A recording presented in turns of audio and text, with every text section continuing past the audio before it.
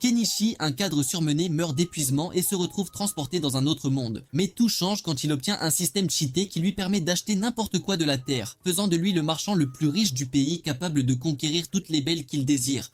Tout commence quand Kenichi frôle la mort à force de trop travailler dans son boulot sans avenir. Il déménage à la campagne pour une vie tranquille. Là, il crée sa propre ferme et passe ses soirées à se rincer l'œil devant Annie et les résumés. Un jour, Kenichi est soudainement téléporté dans une forêt où il découvre un chevalier mort et est terrifié. C'est alors qu'une fenêtre de statue apparaît devant lui et Kenichi est certain d'avoir été isekai'd. En examinant ses stats, il découvre vite qu'il n'a pas de compétences surpuissantes, mais qu'il peut accéder à Walmart, le site de shopping en ligne de son monde. Quand il essaie d'acheter quelque chose, il réalise qu'il n'a pas un sou pour faire ses emplettes. Après quelques ajustements, il comprend qu'en insérant des objets de valeur dans la fenêtre de statue, il peut gagner de l'argent pour acheter sur Walmart. Mais comme il n'a rien de précieux, ses yeux se posent sur le chevalier mort, une épée plantée en lui. Sans trop réfléchir, il troque l'épée contre de quoi manger. Avec le reste, Kenichi achète un vélo pour fouiller les environs et trouver d'autres objets à échanger. La nuit tombée, il prépare un curry, mais son repas est interrompu par une meute de renards féroces.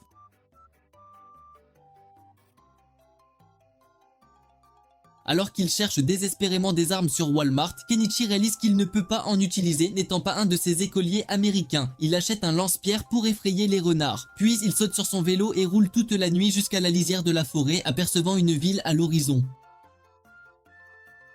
Avec son esprit capitaliste, Kenichi décide d'entrer en ville et de gagner sa vie en vendant des articles de Walmart. Alors qu'il marche vers sa destination, il est presque percuté par le grand-père de Truck-kun, Karyaj-chan. Le conducteur s'excuse rapidement et lui offre un trajet gratuit jusqu'à Dahlia, ce que Kenichi accepte. En montant, le conducteur révèle qu'il est marchand et donne à Kenichi quelques idées de commerce pour sa nouvelle vie à Dahlia. Une fois arrivé, Kenichi aide le marchand à porter des caisses et lui offre du poivre pour sa gentillesse. Mais au lieu d'être reconnaissant, le marchand le prévient. S'il vend des épices, il aura des ennuis, car un syndicat nommé Beikopa détient le monopole. Le marchand lui donne ensuite des pièces en échange d'épices, lui apprenant à ne jamais rien vendre gratuitement. Après son départ, Kenichi évalue les pièces et réalise que la monnaie de ce monde est bien plus précieuse que l'argent nécessaire pour Walmart. Plus tard, il s'enregistre dans un gîte où Azalia, la réceptionniste amicale, remarque vite qu'il n'est pas du coin. Kenichi révèle être un étranger voulant devenir marchand à Dahlia, mais elle l'informe que sans savoir lire, écrire ou compter, la guilde des marchands ne lui donnera pas de permis.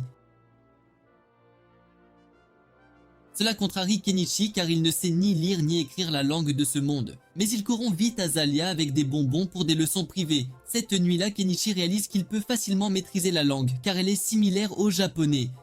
Pendant ce temps, Azalia est tout émoustillée en voyant Kenichi travailler dur, concluant qu'il a le potentiel d'être un homme d'affaires astucieux. Elle commence à flirter avec lui, mais une fois que Kenichi lui peint un portrait, elle se transforme en une vraie tigresse.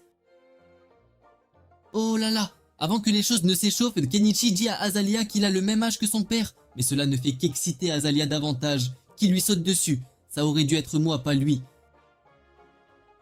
Le lendemain, Kenichi obtient son permis de travail de la guilde des marchands grâce aux leçons privées d'Azalia. De retour au gîte, il commande des épingles à linge et Azalia l'incite à les vendre car elle n'en a jamais vu.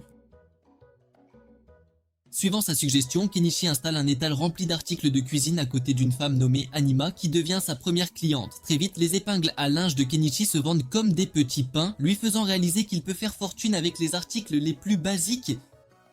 C'est alors qu'un homme d'allure riche apparaît et demande à Kenichi s'il a une grande épée. Kenichi lui offre une épée de chasse dont la qualité impressionne tellement l'homme qu'il le paye cher, le rendant super riche sur Walmart. Cette nuit-là, une servante nommée Margaret montre à sa maîtresse Primula les épingles à linge de l'étal de Kenichi. Émerveillée par l'objet, Primula annonce qu'elle devrait vendre quelque chose de similaire dans leur compagnie de commerce. Le lendemain, Kenichi ajoute des bijoux style Temu à son stock, espérant attirer l'attention d'un noble un peu nigaud. Remarquant cela, Anima lui dit que s'il avait été une femme, elle l'aurait accusé d'être une sorcière pour vendre des articles si uniques. Riant nerveusement, il répond à la vieille dame qu'il obtient ses articles d'un bon fournisseur. Quand Margaret arrive à sa boutique et qu'il la reconnaît instantanément comme la servante qui lui a pris une tonne d'épingles à linge. Encore une fois, Margaret demande 100 épingles à linge jusqu'à ce que ses yeux se posent sur les babioles. Éblouie, elle demande à Kenichi si c'est du diamant, mais il révèle honnêtement que c'est du verre poli. N'ayant jamais entendu parler d'un tel matériau, Margaret dit à Kenichi de lui mettre la babiole de côté. Après son départ, Kenichi est salué par un imposant homme bête qui lui demande s'il a des épices. Mais avant qu'il ne puisse parler, la femme bête Mayeli lui renifle les aisselles et le prévient de ne pas mentir car il sent le tikka masala. Heureusement pour Kenichi, Anoma vient à sa rescousse et dit aux hommes bêtes de ne pas l'importuner pour les épices, car ce serait mauvais s'il tombait sous l'attention de Bokopo. En entendant ce nom, les hommes bêtes frissonnent d'horreur, déclarant ne pas vouloir de querelle avec les syndicats d'épices. Au début, Kenichi est confus par ce Bakapa et pourquoi il entend ce nom, mais il hausse les épaules et leur dit que s'il ne peut pas leur vendre d'épices, il peut leur préparer de la nourriture épicée. Excité, il porte Kenichi jusqu'à la rivière où il se met aussitôt au travail. Une fois le repas préparé, les hommes bêtes admettent que son plat est meilleur que la recette secrète de poulet frit de leur grand-mère. Pourtant, ils disent à Kenichi qu'un bon repas doit s'accompagner d'une bonne bibine, ce qui agace Anima qui leur dit de faire preuve de retenue. Mais Kenichi rit, assure à Anima que tout va bien et sert du saké au jeune homme. Pendant que les hommes bêtes dansent autour du feu de joie, Anima dit à Kenichi qu'il est trop gentil pour son propre bien. Riant de son commentaire, Kenichi déclare qu'il est bon de s'amuser et d'oublier les horreurs de l'humanité. Plus tard cette nuit-là, Mayeli remercie Kenichi de sa bonté en lui offrant un moment mémorable. Ah, le coquin! Le lendemain, quand il revient, en pestant une autre femme, Azalea lui rappelle qu'elle possède les plus belles fesses de tout Dahlia en se penchant devant lui. Réalisant qu'elle est fâchée, Kenichi ment et dit vite à Azalea qu'il était avec les gars. Elle lui tapote la chemise, révélant des poils suspects. Azalea s'éloigne en colère et Kenichi va installer son étal, pensant qu'il n'a pas besoin d'une femme si facile. Elle est de la rue. Alors qu'il pense qu'il ferait mieux de vivre sa vie de célibataire, Primula apparaît avec ses courbes affriolantes. Hypnotisé par sa beauté, Kenichi essaie de détourner le regard, ce qui fait que ses yeux se posent sur Margaret. La remarquant enfin, il sort la babiole qu'il lui avait mise de côté. Alors que Margaret montre la babiole à Primula, celle-ci demande aussitôt à Kenichi s'il a d'autres produits. Une fois qu'il lui présente tous les bijoux, Primula se présente, révélant qu'elle est l'héritière de la compagnie de commerce Malo et souhaite qu'il rencontre son père. Comme Anima a écouté la conversation, elle informe Kenichi que Malo est l'un des grands commerçants de Dahlia et un homme de bonne moralité. En entendant cela, Kenichi réalise qu'il ne peut pas laisser passer cette opportunité, alors il saute aussitôt dans la calèche avec Primula et Margaret. En chemin, Primula admet avoir essayé de fabriquer ses épingles à linge sans succès, ce qui pousse Kenichi à révéler qu'elles semblent simples mais exigent une technologie avancée. Arrivé à destination, Kenichi est chaleureusement accueilli par Malo, qui lui révèle vouloir qu'il devienne fournisseur pour sa compagnie. En réponse, il demande pourquoi il n'a pas simplement acheté ses articles à bas prix pour les revendre avec des profits plus élevés. Malo lui répond que c'est contraire à l'éthique et qu'en plus il ne voulait pas que leurs concurrents le recrutent avec de meilleures offres. Alors que Kenichi est impressionné par l'éthique de Malo, le marchand lui demande s'il souhaite signer un contrat exclusif lui permettant de réaliser 50% de profit. Trouvant les conditions de Malo acceptables, Kenichi décide de signer un contrat exclusif avec sa compagnie. Et pour fêter ça, Primula achète toutes ses babioles avec des pièces sonnantes et trébuchantes, ce qui donne à Kenichi un solde à 8 chiffres pour Walmart. Avec assez d'argent, Kenichi se dirige vers la forêt avec le plan de mener une vie tranquille, similaire à son ancienne vie. Après avoir profité d'Azalea une dernière fois, il commence son plan de construction d'une bonne base dans la forêt profonde. Après des jours de travail manuel, Kenichi s'agace et réalise qu'il n'aime bouger ses mains que pour ses moments de détente. Il achète donc désespérément une rétrocaveuse, mais réalise plus tard que Walmart ne vend pas de diesel. Ayant fait un achat si conséquent, Kenichi se rabat sur l'huile de lampe. Sachant que ce ne sera pas suffisant, il achète un générateur diesel et prie le dieu du diesel, Vin Diesel, de s'occuper du reste. Au final, tout se met en place, alors il s'autorise à célébrer en se baignant dans la rivière froide. Soudain, son bras commence à le démanger, et Kenichi réalise qu'il a été mordu par un tas d'insectes. À ce moment, Azalea lui vient à l'esprit car elle lui avait parlé d'une boutique de répulsifs en ville. Le lendemain, il s'y rend et apprend que le propriétaire est un mage. Après les présentations, Kenichi lui achète des pierres répulsives anti-moustiques et troque des oranges en paiement. Après son achat, Kenichi passe par la boutique d'Anima où il voit un avis de recherche d'un bandit nommé Shaga. De retour dans la forêt, Kenichi se met aussitôt au travail, annonçant son intention de construire une cabane en rondin. Cependant, une fois l'énergie retombée, il réalise que ses fonds sont plus secs que ta vie amoureuse. Faux. Il ferait donc mieux de se mettre au travail. Sans perdre de temps, il arrive à la résidence de Malo et lui présente le sucre de la plus belle qualité. Cependant, Malo a une réaction décevante et révèle que si son sel et son sucre sont excellents, il ne peut pas les acheter car leur nation en a les droits exclusifs. Cela décourage Kenichi jusqu'à ce que Malo lui demande s'il avait encore ses babioles, car elles avaient eu un grand succès auprès des nobles. En entendant cela, il en fait rapidement apparaître et gagne beaucoup de pièces d'or. De retour à sa base, Kenichi se met aussitôt au travail en achetant une cabane en rondins sur Walmart. Au début, il pense faire une bonne affaire, jusqu'à ce qu'un tas de rondins apparaissent de nulle part, lui faisant réaliser qu'il devra tout assembler lui-même. Malheureusement, comme il n'a pas de tutoriel YouTube pour le guider, il devient frustré jusqu'à ce que les hommes bêtes d'avant passent lui donner un coup de main. Après des semaines de labeur, la cabane de Kenichi est enfin assemblée. Cependant, un problème réglé, il se demande maintenant comment obtenir de l'électricité. Un autre mois passe alors que Kenichi travaille dur pour rendre sa cabane plus accueillante. Il crée des clôtures, ajoute des toilettes portables et installe un évier dans sa cuisine. Pour l'électricité, il installe 20 panneaux solaires, et une fois que tout est en place, il s'autorise enfin à se détendre. Alors que Kenichi se relaxe, il s'avoue que peu de boomers auraient pu réaliser leur rêve de vivre une vie tranquille et paisible dans les bois. Le lendemain, Kenichi annonce à Azalea qu'il s'est enfin construit un endroit douillet où vivre. Sur ce, il la remercie de s'être occupé de lui et s'en va, laissant Azalea toute triste car elle ne recevra plus ses attentions. De retour chez lui, Kenichi décide d'explorer la forêt quand il déclenche soudain un piège et se retrouve victime de 1000 flèches. Alors qu'il se cache rapidement, il entend plusieurs personnes comploter son meurtre, car elles n'aiment pas qu'il vive dans la forêt. Enragé, Kenichi riposte rapidement en activant son lance-pierre et en faisant appel à sa rétrocaveuse. Après avoir réussi à effrayer ses adversaires, Kenichi trouve une flèche plantée dans une créature féline. Se sentant mal pour le pauvre animal, Kenichi l'aide rapidement en lui appliquant des médicaments et en lui donnant des analgésiques. Cependant, comme la créature est incapable de bouger, Kenichi essaie de l'abriter dans sa boîte d'objets, mais réalise qu'il ne peut pas stocker d'être vivant. Finalement, il ramène le félin chez lui, mais quand la bête ne bouge pas, Kenichi s'inquiète et l'emmène chez le mage. Cependant, au lieu de soigner le lynx roux, le mage dit à Kenichi de le dépecer et de vendre sa peau. À ce moment, Kenichi réalise que ce monde est assez impitoyable. En sortant de la boutique, il est salué par Mayeli, qui révèle que les lynx roux sont considérés comme des messagers des dieux parmi les hommes bêtes. Alors que Kenichi emmène Mayeli à sa cabane, elle lui dit en colère que c'est l'œuvre des hommes chiens. Cette nuit-là, Mayeli remercie Kenichi d'avoir sauvé le lynx roux en lui offrant de multiples baisers, très spéciaux. Quelques semaines plus tard, le lynx roux se rétablit complètement et retourne à la nature. Maintenant seul, Kenichi décide de se concentrer sur la construction d'un puits, ce qui lui prend quelques jours. Après une semaine de labeur, Kenichi sourit de satisfaction en voyant son puits prendre forme. De nulle part, il est salué par Primula qui révèle que sa boutique étant fermée, elle est venue voir s'il allait bien. Ses yeux se posent ensuite sur la rétrocaveuse et elle interroge rapidement Kenichi à son sujet. Sachant que Primula n'a pas l'esprit assez technique pour comprendre, il lui dit simplement que c'est son familier. Primula est instantanément impressionné et dit à Kenichi qu'il est vraiment un homme de talent. Mais en réponse, Kenichi lui dit nerveusement de garder le secret. Pensant qu'elle est maintenant spéciale pour lui, Primula devient toute excitée et annonce qu'elle va passer la nuit avec lui. Cependant, sachant que les femmes se baignaient rarement au Moyen-Âge, Kenichi invite Primula à essayer son bain. Elle accepte l'offre et va prendre un bain. Mais au milieu du bain, elle commence à avoir peur et demande à Kenichi de rester avec elle.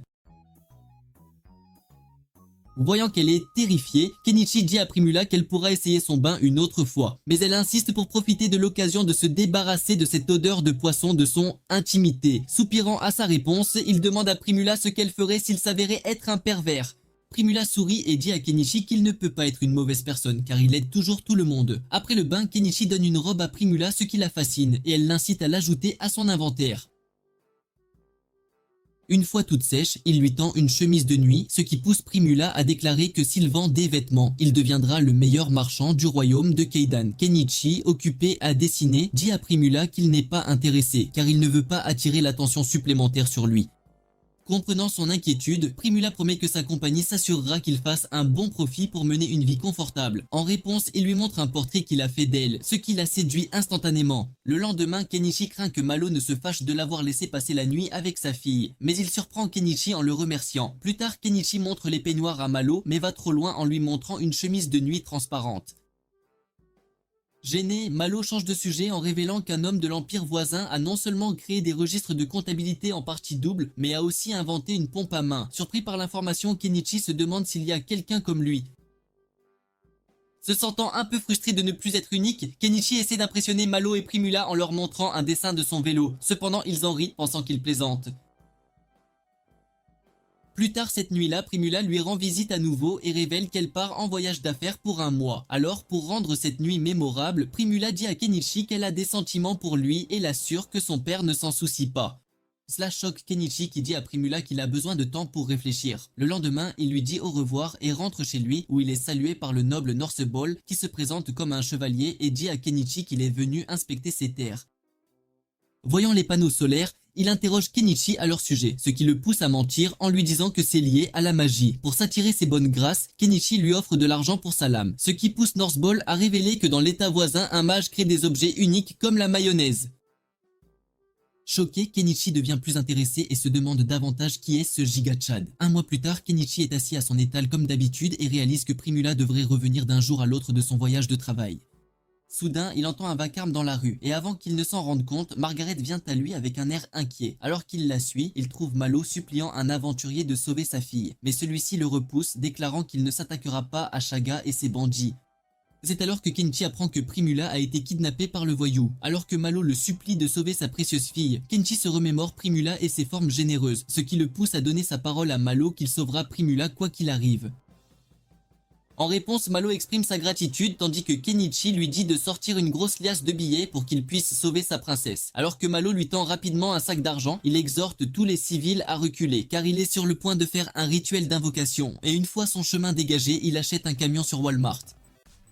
Cependant, pour se protéger, il dit à tout le monde que le camion est un carrosse sans chevaux qui fonctionne à son commandement. Pensant avoir gagné la faveur de tous, Kenichi demande ensuite aux hommes de l'aider à affronter Shaga et ses voyous. Mais ils reculent tous en silence, sachant que même les chevaliers et les aventuriers ne sont pas prêts à combattre un méchant comme Shaga. De nulle part, le lynx roux qui l'a sauvé le rejoint, ce qui remonte le moral de Kenichi, quand soudain, les hommes bêtes arrivent et disent à Kenichi qu'ils l'aideront dans son heure de besoin. En gage de sa gratitude, il donne à Maeli et à ses hommes des armes avancées de Walmart, mais leur dit que la qualité des armes est bonne parce qu'elles sont imprégnées de magie. Quelques minutes plus tard, Norsebol arrive et demande à Kenichi s'il peut aussi se joindre à eux. Croyant en la force du nombre, Kenichi accepte volontiers l'aide de Norsebol et lui demande ensuite pourquoi il porte toute la tenue de combat. Dévoilant sa lame nouvellement forgée, Norsebol déclare qu'il a utilisé son acier pour fabriquer l'épée et révèle que traquer Shaga serait une première bataille appropriée pour son épée, c'est pourquoi il l'aide.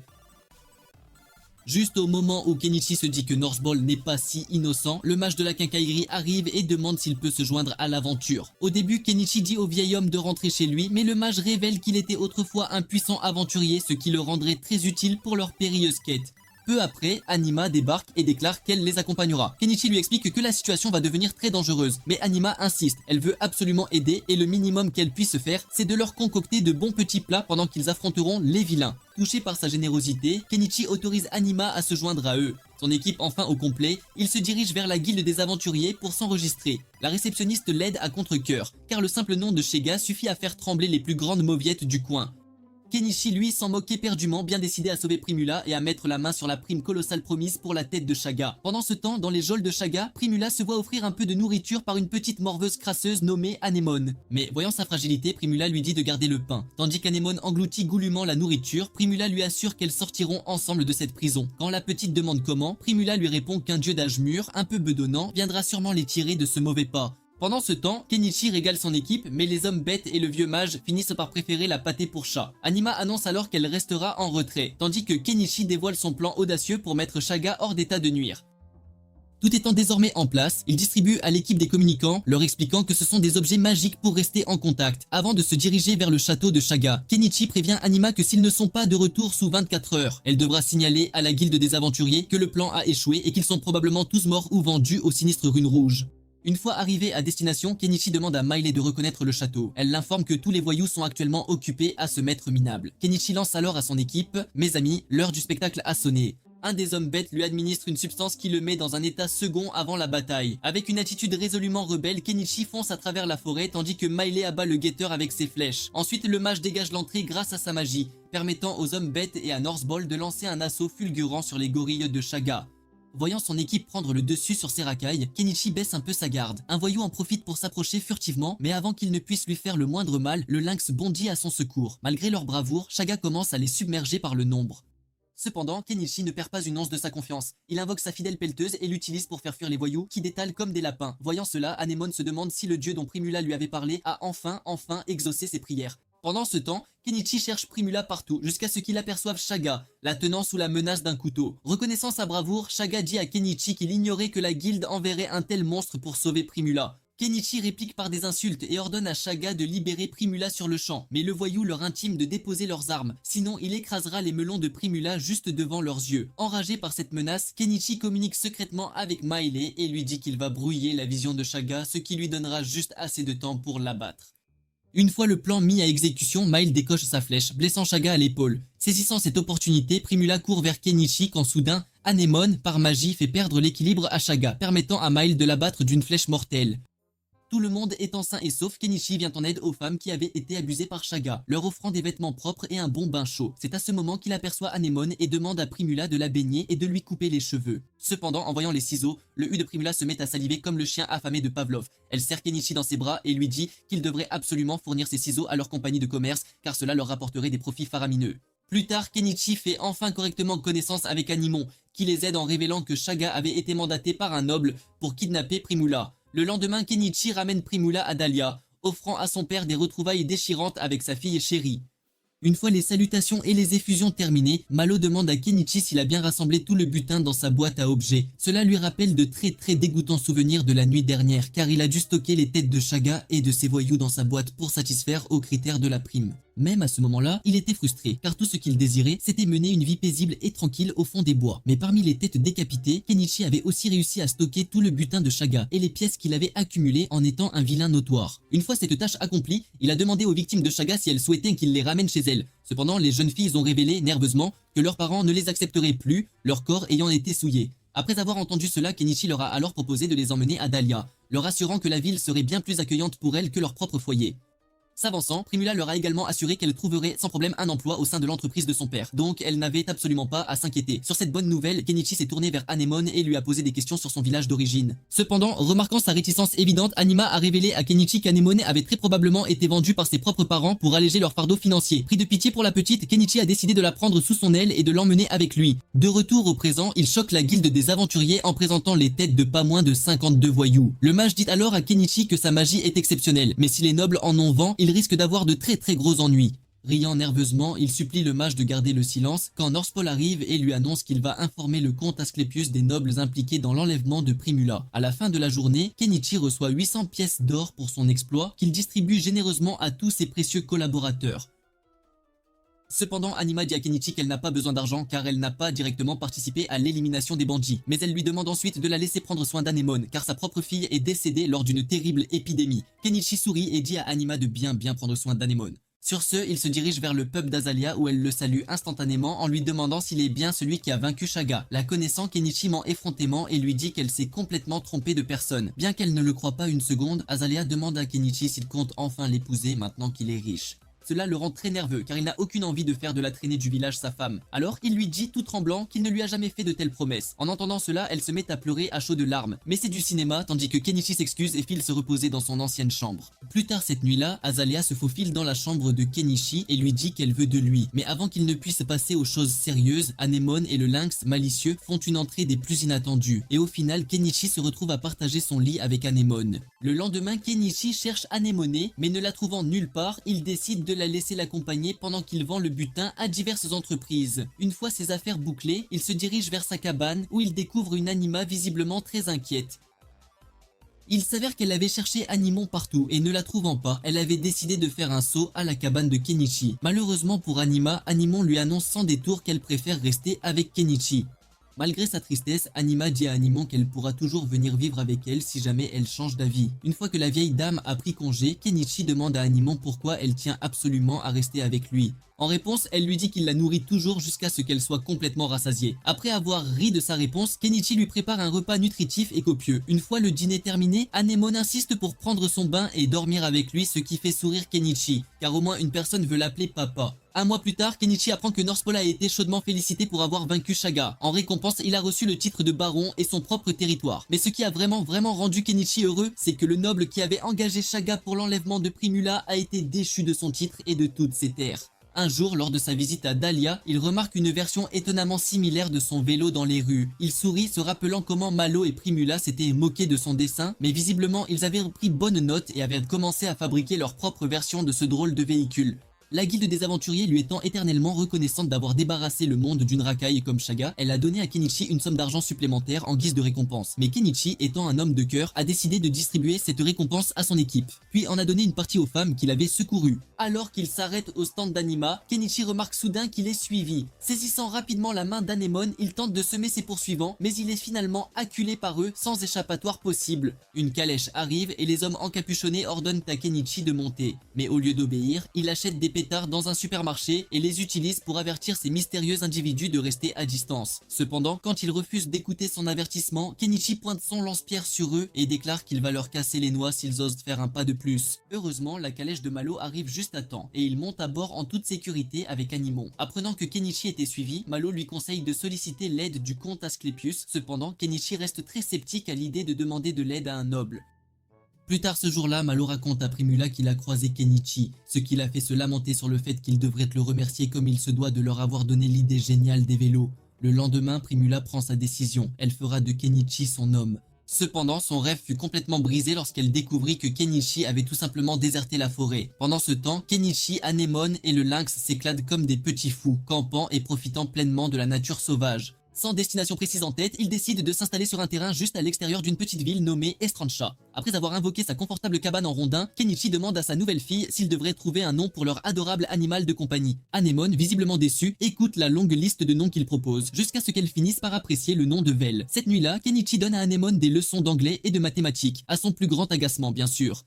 Pendant qu'elle est occupée à résoudre des problèmes de mots, Kenichi se creuse la tête, cherchant désespérément une alternative moins chère au kérosène. Puisqu'il a maintenant tout le temps du monde, Kenichi décide de mener ses propres recherches en dévorant des livres sur le sujet.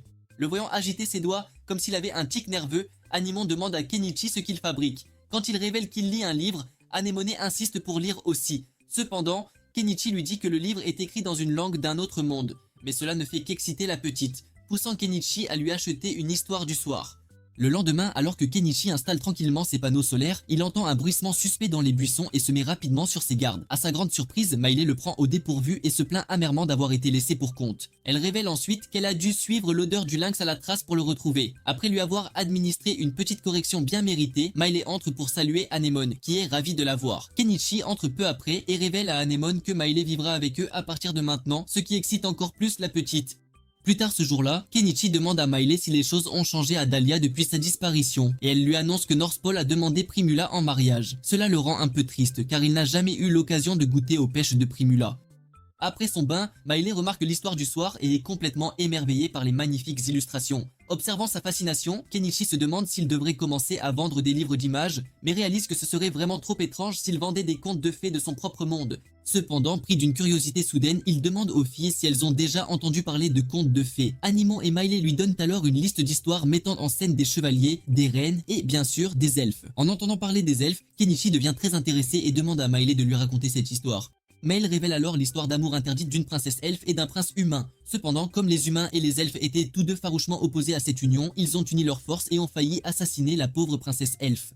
Mais heureusement, les amoureux ont reçu l'aide précieuse des fées, leur permettant de mener une vie heureuse et paisible ensemble au cœur des bois profonds. Fasciné par cette histoire, Kenichi se met instantanément au travail, produisant un magnifique livre d'images sur la princesse elfe et le prince humain. Les résultats sont spectaculaires. Animon et Miles sont instantanément accros au livre. Cela fait sourire Kenichi qui espère qu'Anemone ne deviendra pas une dégénérée après avoir obtenu son diplôme de son école de coloriage. Soudain, il aperçoit un bateau sur la rivière et presse Anemone de rentrer immédiatement à la maison. Tandis que Miley emmène Anemone à l'intérieur, Kenichi se précipite sur la rive et demande prudemment au marin ce qu'il vient faire sur cette propriété privée. L'homme supplie Kenichi de se calmer, révélant que lui et les hommes bêtes sont des résidents de Santanka, le village situé de l'autre côté du lac. Quand Kenichi demande à l'homme la raison de sa venue, il lui explique que les villageois voulaient s'assurer qu'aucun bandit ne campait près de leur paisible village. Avant que Kenichi ne puisse lui répondre, Vel arrive et se frotte affectueusement contre lui. Voyant cela, l'homme bête dit rapidement à son partenaire que les lynx s'attachent rarement aux humains, donc il est impossible que Kenichi soit une racaille, un vrai salaud. Prenant son partenaire au mot, l'homme se présente comme Cruton, tandis que l'homme bête dit à Kenichi qu'il s'appelle Nignaz. Après les présentations, Cruton s'excuse de son intrusion, révélant qu'il travaillait autrefois pour le gouvernement à Estrancha, ce qui lui a donné l'habitude d'être excessivement prudent. En jetant un œil autour de la demeure de Kenichi, Cruton découvre les livres d'images et lui demande s'ils sont à vendre. Cette nuit-là, pendant le dîner, Kenichi révèle fièrement qu'il a gagné sa toute première pièce en vendant un livre d'images à Cruton. Le lendemain, Miley récompense Kenichi pour son dur labeur en le laissant lui faire plaisir. Après s'être délecté de l'intimité de Miley, Kenichi retrouve toute sa motivation et se remet au travail pour créer du carburant. Bien qu'il connaisse un certain succès, il ne peut pas vraiment en profiter car Animon commence à lui faire la tête, le boudant pour l'avoir privé de son attention. Alors, pour lui remonter le moral, Kenichi lui demande si elle aimerait aller à Estrancha avec lui. Le lendemain, le trio entre dans la ville et Kenichi fait un arrêt rapide à la guilde des aventuriers, où il est accueilli par la réceptionniste Gazonga. Après avoir rejoué le mouvement de ses atouts 2 fois dans sa tête, Kenichi révèle enfin qu'il est là pour s'inscrire. Alors qu'il tend à la jeune femme son permis de travail de Dahlia, celle-ci vérifie les registres et est choquée de découvrir qu'il est l'infâme Kenichi, celui qui a vaincu Shaga. Après l'inscription, ils s'arrêtent pour manger, mais sont déçus par la saveur fade et insipide des plats. Cela fait sourire Kenichi qui réalise qu'il a complètement gâté Anemone et Miley avec sa cuisine si savoureuse. Après avoir mangé, il s'arrête dans une boutique vendant des objets magiques. Un outil attire particulièrement l'œil de Kenichi car il réalise qu'il l'aidera à se rapprocher de la fabrication de biodiesel bon marché. Pendant que Kenichi achète l'objet, Anemone et elle attrapent un grimoire et dit à Kenichi qu'elle veut l'acheter. Excité, il demande à la vieille commerçante si cela l'aidera à apprendre la magie, mais elle l'informe que si quelqu'un ne possède pas de pouvoir magique, alors le grimoire lui est complètement inutile. Bien sûr, Kenichi, en bon accro du shopping, achète rapidement le grimoire. Après avoir quitté la boutique, il tombe sur Cruton et sa fille, harcelés par une bande de vilains. Ne voulant pas révéler son identité, Kenichi enfile un masque et décide de leur venir en aide. Après avoir fait fuir les méchants, Kenichi demande à Cruton pourquoi il a été attaqué. Il révèle que ces hommes étaient les voyous de Zutera, alias le syndicat des épices. En entendant cela, Kenichi se souvient qu'il y avait aussi un syndicat des épices nommé Bacopa à Dahlia. Puisque Cruton avait arrêté un tas de ses hommes de main, Zutera a lancé une véritable campagne de harcèlement contre lui. Pendant ce temps, Anemone et la fille de Cruton se lient d'amitié. Quelques jours plus tard, Cruton et sa famille rendent visite à Kenichi et à sa propre famille. Alors que leur famille se rapproche, Kenichi laisse Marie et Anemone créer leur propre version de Cendrillon, ce qui l'aide à faire fortune. Puis un jour, Cruton se présente à sa porte avec un sac d'or, implorant son aide et révèle que Marie souffre d'une très forte fièvre. Inquiet pour sa fille, Kenichi lui donne des médicaments modernes et amène plus tard la propriétaire de la boutique pour qu'elle pratique sa magie de guérison sur Mary. Cependant, elle dit à Kenichi qu'il sera difficile de guérir Mary de la fièvre de chicorée car cette fièvre ne peut être soignée qu'avec un type très spécifique de graines de fleurs. Alors que les hommes partent chercher les précieuses graines, les voyous qui avaient comploté pour nuire à Cruton se préparent. Quelques heures plus tard, les garçons arrivent au lac où ils sont censés trouver la fleur, quand soudain Nignaz renifle une odeur inconnue et avertit tout le monde de se mettre sur ses gardes. Mais quelques secondes plus tard, Vel surgit des buissons faisant soupirer tout le monde de soulagement. Kenichi invoque alors un canot de sauvetage qu'il utilise pour aller chercher la fleur. Une fois la mission accomplie, Cruton remercie Kenichi d'avoir sauvé sa famille, quand soudain Vel se met à siffler de colère. Nignaz les rattrape rapidement et révèle qu'un groupe de bêtes féroces les a encerclés. Cependant, Kenichi reste imperturbable et distribue aux garçons quelques épées pour leur protection. Il les exhorte ensuite à se rendre auprès de Mary sans tarder, pendant qu'il reste derrière pour leur faire gagner un temps précieux. Cependant, Cruton et Nignaz trouvent l'idée bien trop téméraire, mais Kenichi insiste sur le fait que le temps est essentiel pour sauver la vie de Marie. Ils doivent donc se dépêcher de rentrer. Se sentant reconnaissants, Cruton et Nignaz se précipitent chez eux, mais finissent par être encerclés par une meute de loups affamés. Cela semble étrange à Kenichi, qui se demande pourquoi les bêtes s'acharnent à suivre Nignaz et Cruton, quand soudain Vel bondit sur les voyous cachés dans les arbres. Après avoir neutralisé ces deux-là, Vel tourne son attention vers l'homme-chien dissimulé tout près. Remarquant l'objet en forme de sifflet que l'homme-chien tenait, Kenichi réalise enfin qu'il contrôlait les loups pour attaquer Cruton et Nignaz. Les voyous étant démasqués, Cruton et Nignaz s'enfuient. Soudain, l'homme-chien repousse Vel et attrape son sifflet, mais les loups se figent alors que le sol commence à trembler violemment. En quelques secondes, un énorme ours apparaît, effrayant les loups et les faisant fuir à toutes jambes. Alors que l'ours s'approche des voyous, il élimine rapidement les hommes-chiens, poussant les autres voyous à s'enfuir en courant. Sans personne d'autre à chasser, l'ours se concentre sur Kenichi, mais avant qu'il ne puisse l'atteindre, Vel l'attaque avec fureur. Malheureusement, l'ours se révèle bien trop puissant pour le petit félin, mais ses efforts permettent à Kenichi d'invoquer son fidèle lance-pierre. Cependant, malgré avoir été touché par une flèche, l'ours continue de grogner férocement, poussant Kenichi à lui lancer un pétard. À sa grande consternation, l'ours les attrape tranquillement dans sa gueule.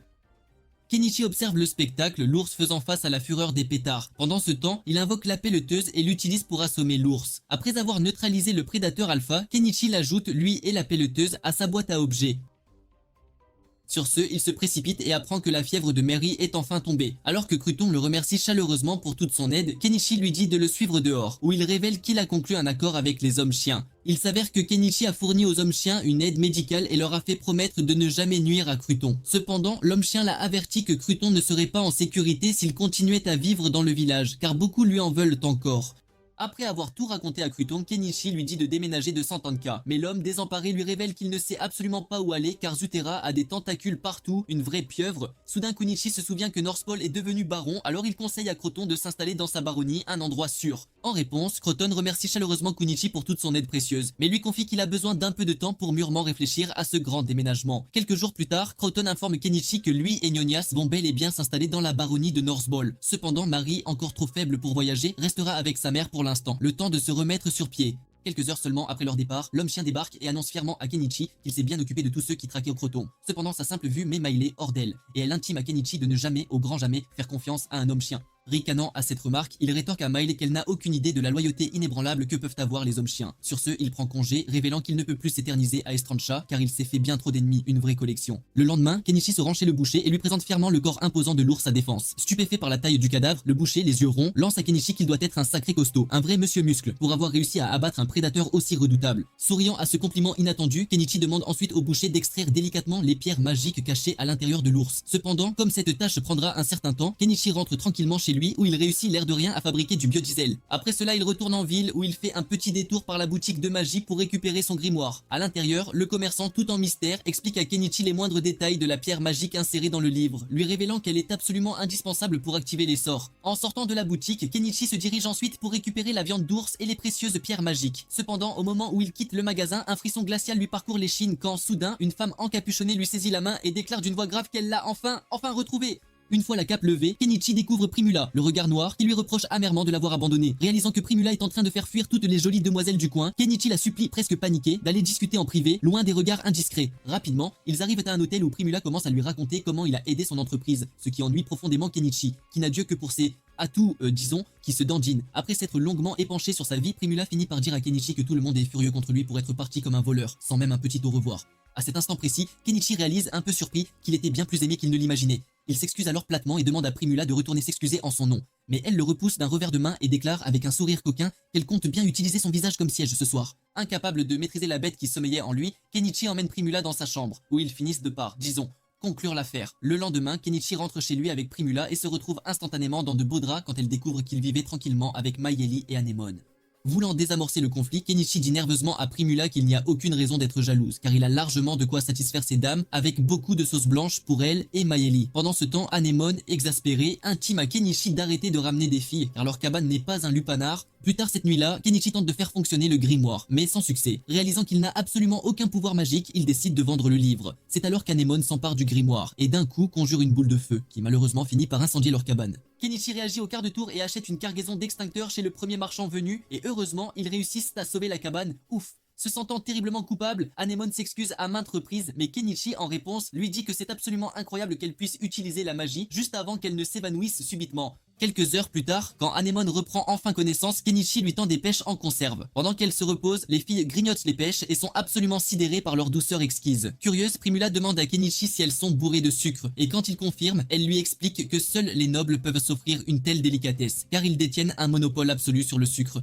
Quelques jours plus tard, Anemone et Marie se remettent complètement sur pied, ce qui met tout le monde dans une ambiance des plus festives. Alors pour fêter ça dignement, Kenichi organise un grand barbecue où il grille avec maestria la viande qu'il a récupérée de l'ours à défense. Soupirant de pur bonheur, Kenichi se dit que c'est exactement la vie qu'il a toujours rêvé d'avoir quand tout à coup, ses invités se plaignent que la viande est un peu trop dure. En réponse, Kenichi leur lance un brin agacé de se taire, sinon il leur montrera ce qu'est vraiment de la viande dure.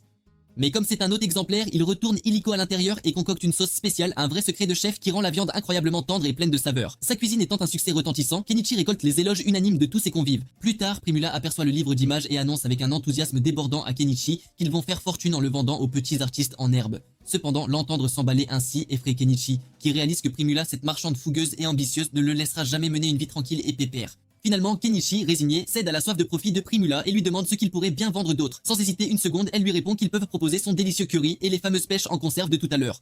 Trouvant l'idée tout à fait acceptable, Kenichi dit à Primula qu'il est d'accord pour qu'elle fasse des affaires à Estrancho. C'est alors que Senuria, la femme de Croton, insiste pour les aider avec leur stand, révélant avec un clin d'œil qu'elle était autrefois une serveuse très réputée, une vraie pro du service. Une fois tout bien organisé, Kenichi achète un chariot de nourriture flambant neuf et laisse Primula et Sanuria installer leur stand en plein cœur d'Estrantia. Très vite, la foule commence à affluer autour de leur échoppe, car pour la toute première fois, les simples civils ont enfin l'occasion de goûter à une cuisine vraiment délicieuse. Primula sourit à cette vue réjouissante quand, tout à coup, deux hommes furieux se plaignent d'avoir trouvé un insecte dans leur plat. Cela met Primula hors d'elle car elle sait pertinemment que sa nourriture ne peut absolument pas être avariée. Pendant ce temps, Kenichi utilise un drone pour inspecter les environs, et c'est alors qu'Anemone repère un minerai étrange qui pousse à la surface de la montagne.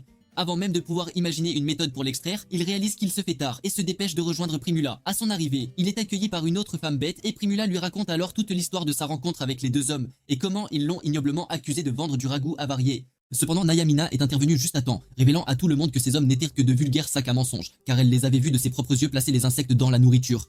Se sentant acculés, les hommes se sont enfuis à toutes jambes et Primula a décidé d'embaucher Nayamina comme garde du corps, sur le champ, sans la moindre hésitation. Une fois rentrée à la maison, Miley montre instantanément une hostilité farouche envers Nayamina, mais Kenichi la rassure, lui expliquant qu'elle est juste là pour partager le dîner avec eux. Soupirant de soulagement, Miley avoue qu'elle pensait qu'il était décidé à ramener toutes sortes de petites maladies rigolotes à la maison.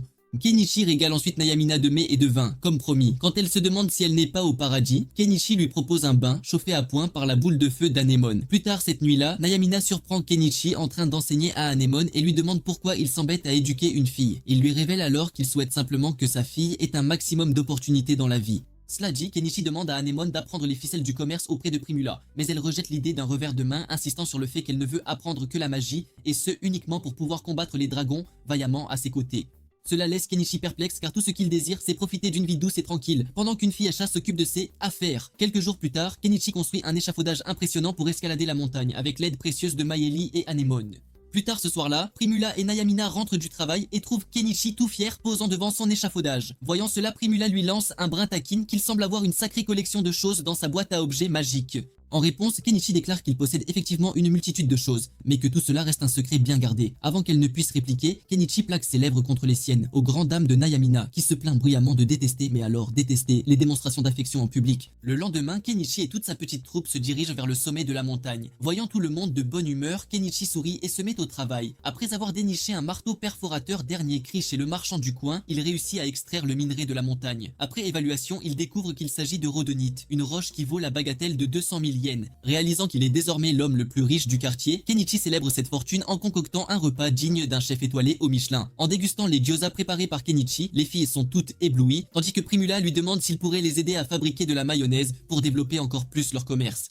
Bien que trouvant l'idée très rentable, Kenichi lui demande si elle pourra gérer autant de choses en même temps, ce à quoi Primula répond avec un sourire confiant qu'elle va simplement embaucher davantage de personnel. Cette nuit-là, Kenichi prépare un steak pour tout le monde, ce qui fascine tellement Nayamina qu'elle commence à devenir très entreprenante avec lui. Ensuite, elle supplie Kenichi de la laisser rester, insistant sur le fait qu'elle ne désire que goûter à sa cuisine. Kenichi accepte et Nayamina tente de le remercier en lui offrant sa porte dérobée. Mais c'est alors que Miley ouvre la porte avec fureur et lance à Kenichi qu'il pourrait aussi avoir la sienne. Quelques mois plus tard, Primula réussit à étendre son commerce et baptise son stand de nourriture Corolla. Elle embauche également une cuisinière nommée Iris qui, au début, prend Kenichi pour son père, ce qui amuse beaucoup la galerie. Après un certain temps, Primula décide d'acquérir un entrepôt pour maximiser ses profits. Pour célébrer l'ouverture de la deuxième Corolla, Kenichi organise un barbecue avec ses filles où Primula le remercie chaleureusement de lui avoir fourni des ingrédients si savoureux qui l'ont tant aidé à faire prospérer son entreprise. Quelques mois plus tard, Primula est invitée à rencontrer Lady Canaan, l'épouse du vicomte Eupatorium, l'homme qui règne en maître sur toute l'Astrancia. Pendant ce temps, Kenichi se rend à la boutique de magie où il achète un livre sur la magie explosive, tandis qu'Anemone, elle, choisit un grimoire sur la magie domestique bien plus pratique au quotidien.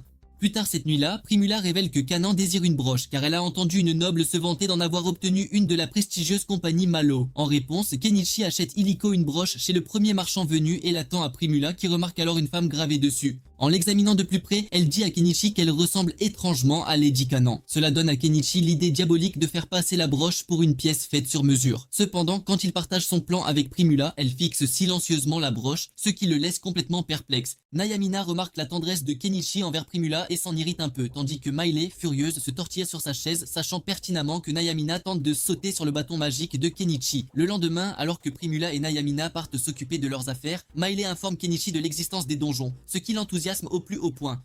Il lui demande pourquoi il n'a pas mentionné cela plus tôt, pendant le dîner. Elle révèle furieuse qu'elle ne voulait pas que ses petites maîtresses se joignent à eux. Ce à quoi Kenichi rétorque sans ciller que c'est elle, la petite maîtresse, ce qui la met encore plus en rogne.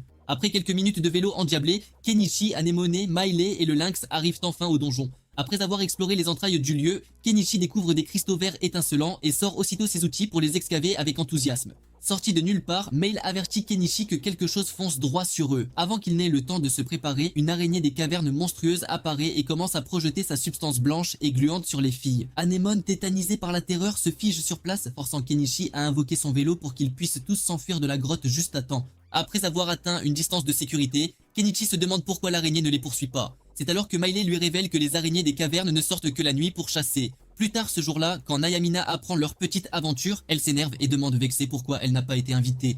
Elle réalise rapidement que c'était l'œuvre de Mayeli et déclare qu'elle viendra dès demain chasser cette araignée. Cependant, Kenichi lui rappelle qu'elle doit assurer la garde de Primula. C'est alors que la patronne déclare qu'elle prend quelques jours de congé, histoire de se détendre un peu.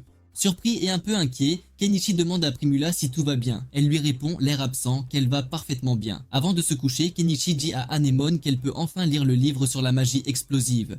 En entendant cela, Nayamina assure à Anemone qu'elle va l'aider à devenir une aventurière redoutable, une vraie force de la nature. Quelques jours plus tard, Kenichi et son équipe arrivent à l'entrée de la grotte, mais avant d'y pénétrer, ils demandent à Anemone si elle se sent prête. Une fois qu'elle assure à Kenichi qu'elle se sent prête à faire boum boum à l'araignée, il se sent détendu et se demande bien ce que Nayamina a pu lui dire pour lui donner une telle confiance. Après être entré dans la grotte, Kenichi prévient les filles que l'araignée des cavernes fera probablement son apparition dès qu'il mettra en marche le marteau perforateur.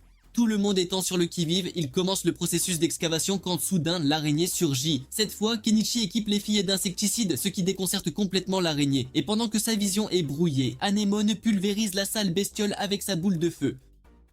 Alors que l'araignée s'enfuit dans sa tanière, Nayamina exhorte tout le monde à la traquer sans relâche jusqu'à ce qu'elle soit morte et bien morte. Trouvant l'idée tout à fait acceptable, ils suivent l'araignée et découvrent qu'elle est déjà morte, quand soudain une autre araignée apparaît. Observant attentivement le corps, Miley lui révèle que celle-ci est une femelle. Cela pousse Kenichi à vouloir quitter la grotte. Il ajoute qu'avec le mâle disparu, l'araignée femelle mourra d'elle-même, faute de livraison à domicile, puisqu'il n'y aura personne pour la nourrir. Cependant, au moment où il se retourne pour partir, l'araignée bloque l'entrée, bien décidée à les emmener tous avec elle dans la tombe. Agacé par cette vieille araignée tenace, Kenichi achète une excavatrice, ce qui choque tout le monde, mais surtout Nayamina qui, étant nouvelle dans l'équipe, n'en revient pas.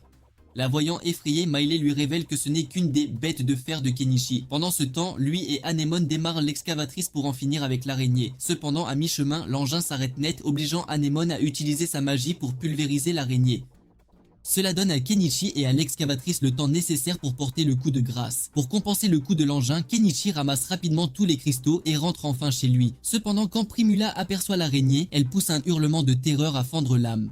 Plus tard, Kenichi dévoile l'œuf d'araignée et annonce qu'il va en concocter un délicieux repas, ce qui dégoûte absolument tout le monde. Agacé par leur réaction, Kenichi leur dit qu'ils ne sont pas obligés d'y goûter et se met au travail, l'air de rien.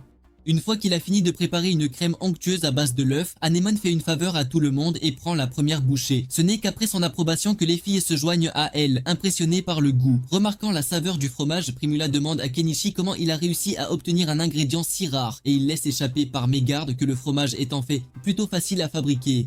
Stupéfaite par cette révélation, Primula dit aussitôt à Kenichi qu'elle veut absolument qu'il lui apprenne à fabriquer du fromage. Finalement, Kenichi lui montre le processus permettant à tout le monde de goûter ce délicieux fromage. Quelques secondes plus tard, Primula révèle qu'elle a l'intention d'enseigner à Lady Canon comment faire du fromage. Choqué, Kenichi lui dit qu'il ne veut absolument pas que sa famille se mêle aux affaires des nobles. Interrompant leur conversation, Nayamina lui révèle enfin que Primula est constamment harcelée par des voyous qui l'accusent d'obtenir des épices sans passer par Zuetera. Et la personne qui a répandu cette rumeur n'est autre que Togalim, un marchand corrompu qui ronge son frein, jaloux du succès de Primula depuis un bon moment. Enragé par cette révélation, Kenichi dit à Primula qu'il peut s'occuper de Togalom sur le champ, mais elle insiste pour gérer ses affaires toute seule, comme une grande. Quelques jours plus tard, Togalom reçoit une lettre de Lady Canon qui le met fermement en garde de ne plus harceler Primula. Et comme par magie, Corolla rouvre ses portes et l'entreprise de Primula connaît un succès encore plus retentissant qu'auparavant.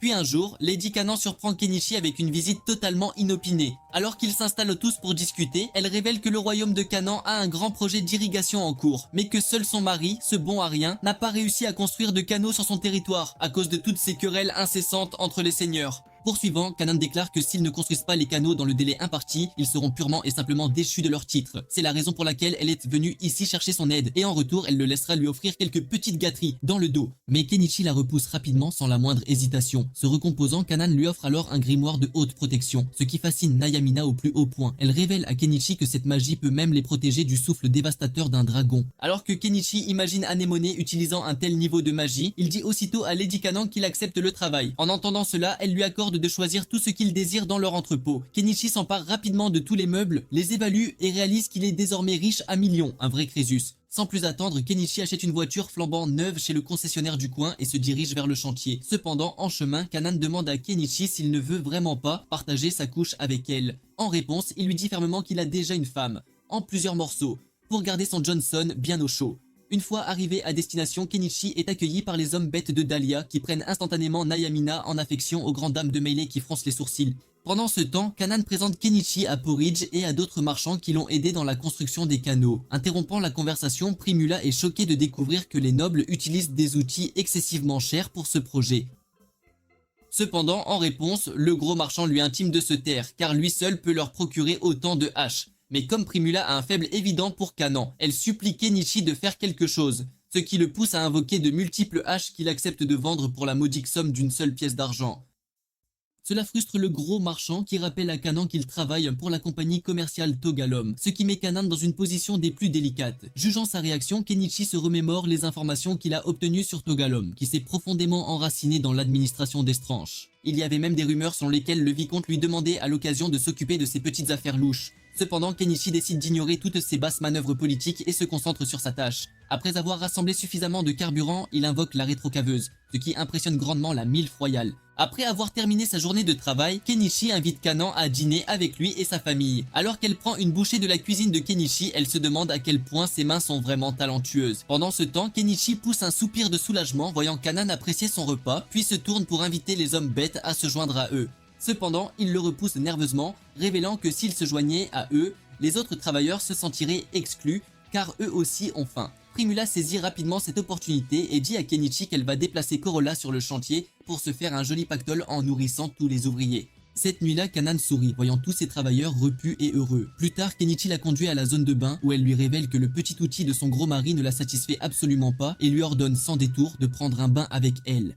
Puisqu'il ne peut refuser un ordre royal, Kenichi s'exécute, mais quand Kanan lui demande de devenir un peu fou avec elle, il prend rapidement la poudre d'escampette, révélant qu'il est un homme de famille, un vrai de vrai. Le lendemain, Kenichi se réveille et trouve Kanan servant à manger à tous ses travailleurs, ce qui le charme étrangement et il avoue qu'il a failli succomber à son charme. Cela la fait rire tandis que sa brigade des câlins lui lance des regards assassins. Tout à coup, une badass gothique débarque et accuse Primula de lui voler ses clients de taverne. Cependant, sachant qu'elle fait payer des sommes folles aux pauvres travailleurs, Primula lui rétorque fermement que sa nourriture doit avoir le goût de fesses mal lavées pour que tous ses clients soient venus chez Corolla. Frustrée par cette concurrence féroce, la badass gothique finit par baisser ses prix pour éviter la faillite. Quelques jours plus tard, les serviteurs de Kanan arrivent pour lui prêter main forte, mais elle assure à tout le monde qu'elle a bien l'intention de les aider tous, sans exception. Avec l'augmentation de son personnel, Kenichi se rend compte qu'il manque d'eau pour les bains. Alors qu'il se demande quoi faire, il tombe sur les hommes bêtes qui lui révèlent l'existence d'une source proche où il se baigne habituellement.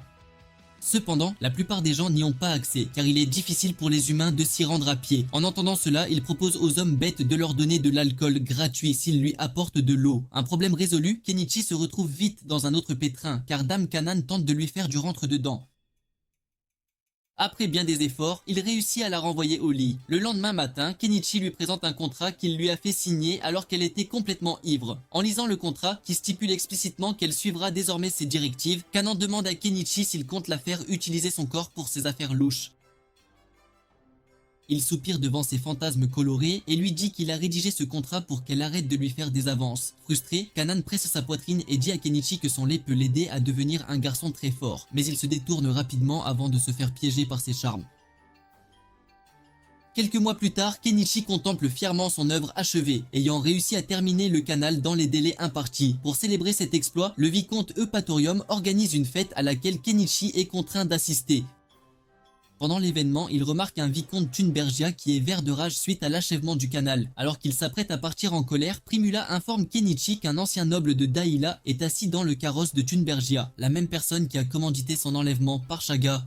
Plus tard, Kenichi et Primula sont accueillis par le vicomte Eupatorium qui les remercie de leur aide. Il s'enquiert ensuite de ses livres d'images, et Kenichi apprend vite que le vicomte adore peindre, tel un grand maître allemand.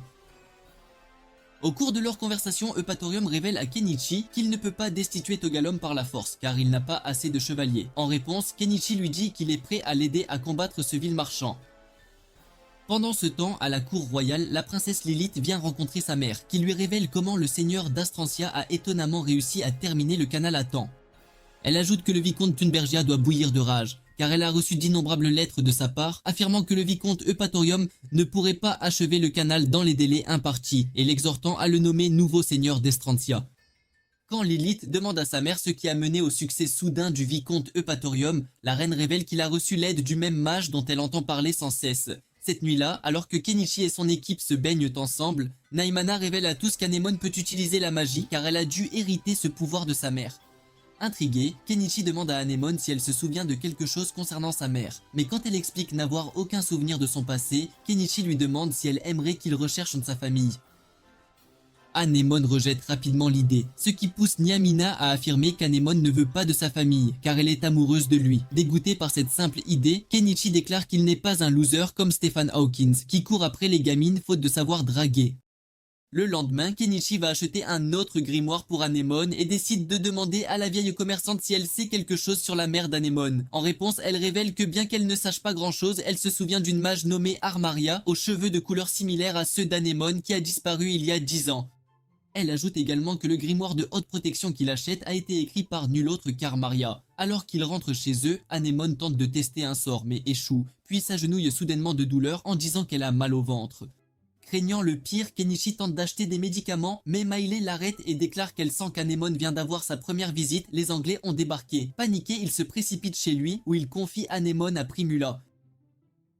Quelques minutes plus tard, Anemone revient et dit à Kenichi que, puisqu'elle est une grande, elle veut maintenant avoir son baron. Riant nerveusement, Kenichi lui dit qu'elle doit encore grandir un peu, ce qui pousse Primula à lui tirer l'oreille en le réprimandant d'être un vieux pervers. Quelques jours plus tard, Malo arrive et dit à Kenichi qu'il est là pour l'aider à se débarrasser de Togalom. Cependant, saisissant cette opportunité, Kenichi dit à Malo qu'il a l'intention d'épouser Primula. Riant joyeusement, Malo admet qu'il pensait être grand-père à présent, puisque Primula vit avec lui depuis des mois. Cette nuit-là, Kenichi organise une fête pour son futur mariage où tout le monde déguste un grand cru de chez Lidl.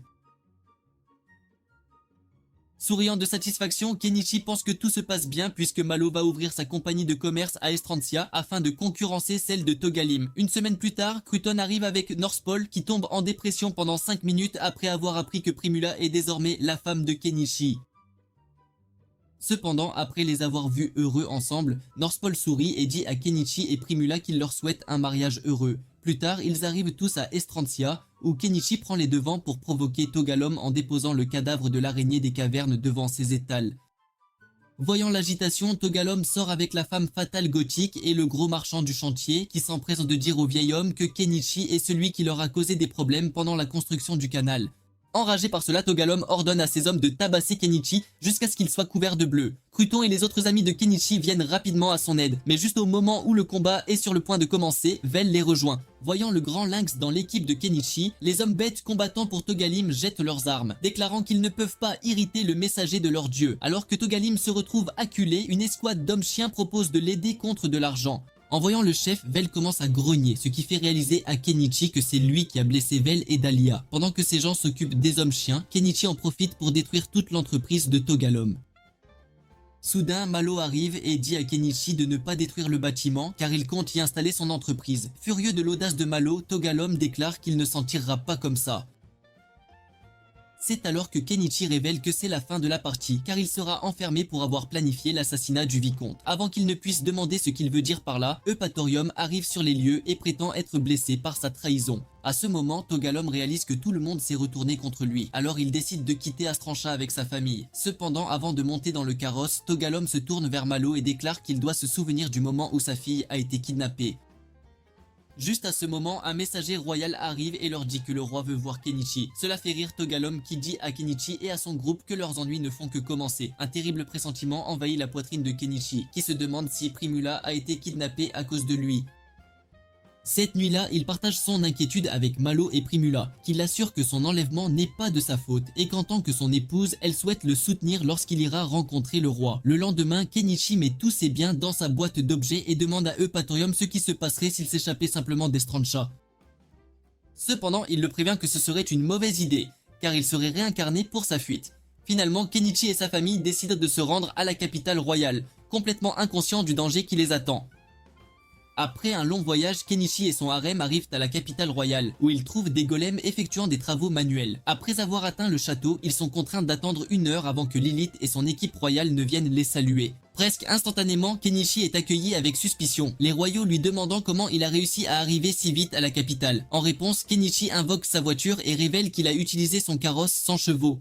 Émerveillé par la vue de la voiture, Lilith monte à l'intérieur et demande à Kenichi de la conduire. Contraint d'obéir, il la promène et demande à Lilith ce qui se passerait s'il s'enfuyait avec elle.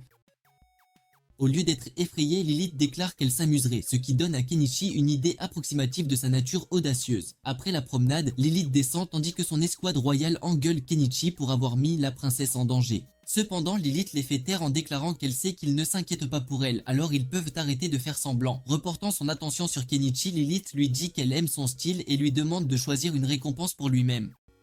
Après une brève réflexion, Kenichi déclare qu'il veut camper dans le jardin royal, car il ne veut pas rester dans une pièce exiguë avec toute sa famille. Riant de sa simple requête, Lilith exauce son vœu, déclarant qu'il faudra probablement plusieurs semaines à son père, le roi, avant qu'il ne puisse lui parler. Tout étant réglé, ils se dirigent tous vers le jardin où Kenichi invoque sa cabane, ce qui fascine tellement Lilith qu'elle annonce qu'elle restera avec lui. Choquée par sa décision, son escouade royale la supplie de reconsidérer, mais elle ignore tout le monde. Pendant ce temps, Kenichi devient frustré et dit à Lilith qu'il n'a pas les moyens de lui offrir le protocole requis, ce qui pousse Lilith à l'assurer qu'il n'a pas besoin de s'inquiéter. Après s'être un peu détendu, Kenichi invoque la rétrocaveuse pour installer son bain public. Cependant, en voyant le véhicule, Lilith devient curieuse et s'assied sans réfléchir sur ses genoux pendant que Kenichi se concentre sur son travail. Une fois son travail terminé, il sort portant la princesse dans ses bras, ce qui contrarie un chevalier qui lève son épée pour l'attaquer. Bientôt une bataille éclate alors qu'Anémone lance des boules de feu sur le chevalier. Lassée du chahut, Lilith ordonne à tout le monde de cesser de se battre immédiatement. Sur ce, elle s'approche d'Anémone et la félicite d'être si douée en magie à un si jeune âge. Plus tard, Kenichi commence à préparer le dîner et Lilith est immédiatement émerveillée par sa maîtrise culinaire. Alors qu'il présente le curry à la princesse, elle est instantanément séduite par le goût et demande à Kenichi si tous les roturiers mangent des repas aussi savoureux. Cependant, il dit sans détour à Lilith qu'à cause des syndicats d'épices, le peuple ne peut pas profiter de plats délicieux. Après le repas, Kenichi vend à Lilith la poudre de curry qu'il a utilisée, ainsi que les couverts qu'elle avait appréciés. Alors qu'elle murmure à l'oreille de Kenichi qu'il est un habile marchand, Anémone s'énerve et déclare qu'ils sont trop proches. Confuse par sa réaction, Lilith déclare qu'elle pensait qu'Anémone était la fille de Kenichi. La gamine révèle rapidement qu'elle l'appelle peut-être père maintenant, mais dans 5 ans, elle l'appellera papa. À ce moment, Lilith réalise qu'Anémone est amoureuse de Kenichi et dit tristement qu'elle n'a pas la liberté d'aimer qui que ce soit à cause de son statut royal. Plus tard cette nuit-là, pendant que la princesse s'approprie la cabane, Kenichi décide de dormir à la belle étoile avec Mayele, Nyamena et le lynx, car il ne veut pas être accusé d'avoir des intentions malhonnêtes envers la princesse. Quelques jours plus tard, Lilith confie à Kenichi la mission de chasser tous les rats. Alors, sans plus attendre, il achète du poison à rats de chez Carrefour et sauve le royaume de la peste noire. Plus tard, Lilith lui fait organiser une vente aux enchères pour le cadavre de l'araignée des cavernes, et quand cela ne l'amuse plus, elle demande à Kenichi comment il l'enlèverait du château s'il était un puissant ravisseur. Cela le pousse à lui montrer l'échafaudage, ce qui lui vaut de nombreuses malédictions de la part des chevaliers et des gardes chargés de la protection de la princesse. Satisfaite de tous ses efforts, Lilith offre ensuite à Kenichi un repas préparé par le cuisinier royal, Sambak. Juste au moment où il commence à apprécier, Lilith lui demande s'il a un aliment que Sambak ne peut pas produire. Alors, pour apaiser la princesse, Kenichi achète des Ferrero Rocher. Alors que Lilith goûte le chocolat, elle est hypnotisée par le goût et demande à Sambak d'y goûter aussi. Cependant, lorsque le cuisinier royal goûte le chocolat, il admet à la princesse qu'il ne peut pas faire quelque chose de pareil. Le lendemain, Lilith dit à Kenichi que sa mère s'est fâchée parce qu'elle a eu les chocolats avant elle. Elle révèle également que puisque la reine n'est pas sa mère biologique, ce genre de choses a tendance à se produire entre elles. En réponse, Kenichi commande rapidement un autre paquet de chocolat et le tend à Lilith qui le prévient de se tenir prêt car il sera convoqué d'un moment à l'autre.